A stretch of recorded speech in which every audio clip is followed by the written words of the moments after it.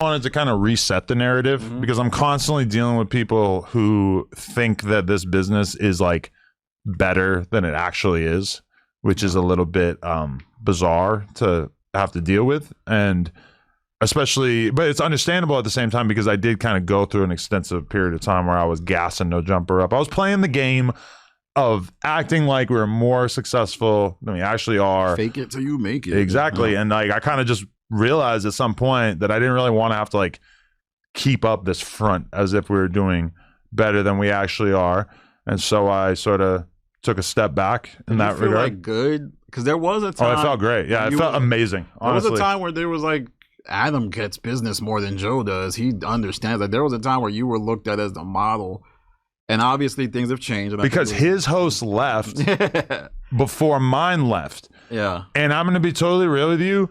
He's done a better job since then of rebuilding.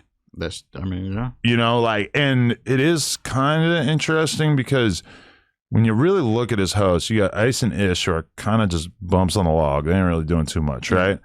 But he did have two solid enough to keep the wheels on guys that he could sub in there. You know, for us, the Lush thing kind of came together relatively quickly, but I was left with nothing going on for a while there in the beginning. And then the Lush thing kind of worked out. And then the Brick Baby thing honestly worked out pretty good. Like, I think Brick Baby is probably like the best, maybe the best No Jumper host ever, or at least like very close to it, you know?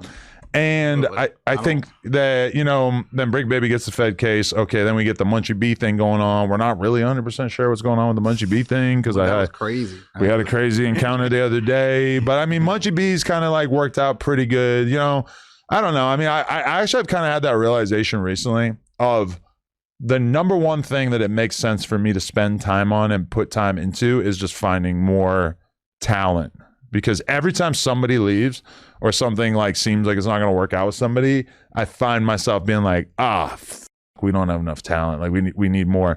And I feel like that's something where I got to just work harder. Like that stream that we did where we had like 50 people come in here and all compete to be the next No Jumper host. Yeah. We got a bunch of like pretty good people as a result of that. You did?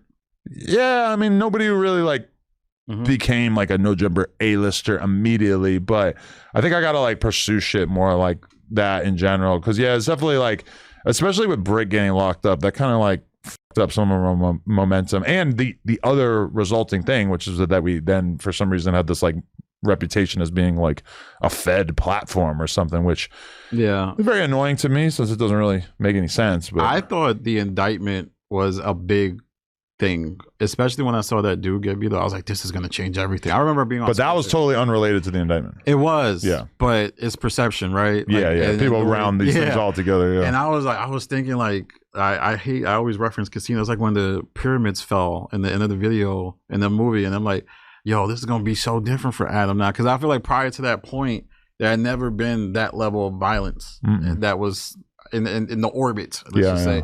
And I thought like, okay, and then the whole thing happened, and it felt like you couldn't really get into that type of content no more. I don't even know if you think you did that type of content. You might be insulting if I said that. But no, I mean, we talk about street shit, we talk about gang shit, but then all of a sudden we have a dude who's like not a No Jumper host beating the shit out of a guy who had nothing to do with No Jumper. That was sad. But it happened here, and we just had to deal with like a shitload of negativity as a result of it, even though like, you know, I'm arguing with Jim Jones and he's telling me that my platform is a Fed platform, and I'm like, what do you like, why are you saying that? And it's just like it didn't need to make logical sense because it was a vibe, it was an emotion.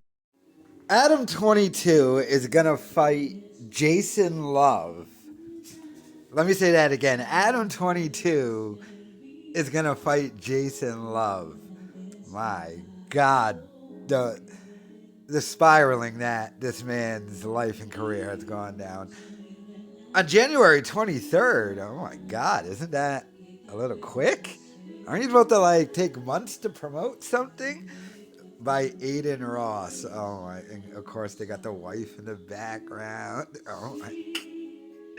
So this dude's an embarrassment. He decided out of nowhere to trash me on his show with Danny Mullen because he's boys with Brendan Schaub, and he's so trying to get into the Rogan sphere.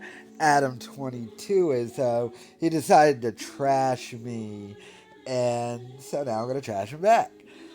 Now, obviously, this cuck loser destroyed his career. And he was talking about in that clip about how, like, his business is dying, of course, and this has been the worst year ever for his podcast. But I don't think he realizes that he's the reason why. Yes, he lost his co-host, but he is now perceived on the internet as a cuck. Nobody wants to say, hey, you know what's my favorite podcast I listen to? You know that guy who let Jason Love fuck his wife? That guy, that cuck, that's my favorite podcast. No one wants to say that. So he is absolutely the biggest reason as to why his podcast is dying and his career is dead, and all the other antics he tried doing and stuff like that. I mean, this man, I think at this point, probably spends money on porn. To do porn, meaning he probably spends more money than he makes getting it in. What's he do? Plug Talk? That Plug Talk podcast, I would assume he's paying the porn stars to come on and bang. Because I've seen the numbers, and it's not like, hey, just come on and just off of the promotion. I mean, this man's thing is dying. So, like, that's a waste and everything else. So, I mean, his career is dead, but to have to fight the guy who fucked your wife. He's going to get beat up by the guy who he let fuck his wife on camera. Wow. Wow. Like, wow, man. That's fucking weird, dude. Like, that's even worse than, like, cuck stuff. Like, I don't even think Brent Hatley would do that. Like Brent Hatley will let you bang his wife, but he ain't going to let you beat him up. I just saw a picture of Brent Hatley in a pink shirt with his wife, and I think he's, like, officially gay now or something. I remember destroying the Hatleys, and they on some nobody's live stream. That was interesting, though, but, yeah. Adam22, what are you doing now? Like, you're going to get beat up by the dude who banged your wife? And that's the whole selling point, right? What is the point of this? In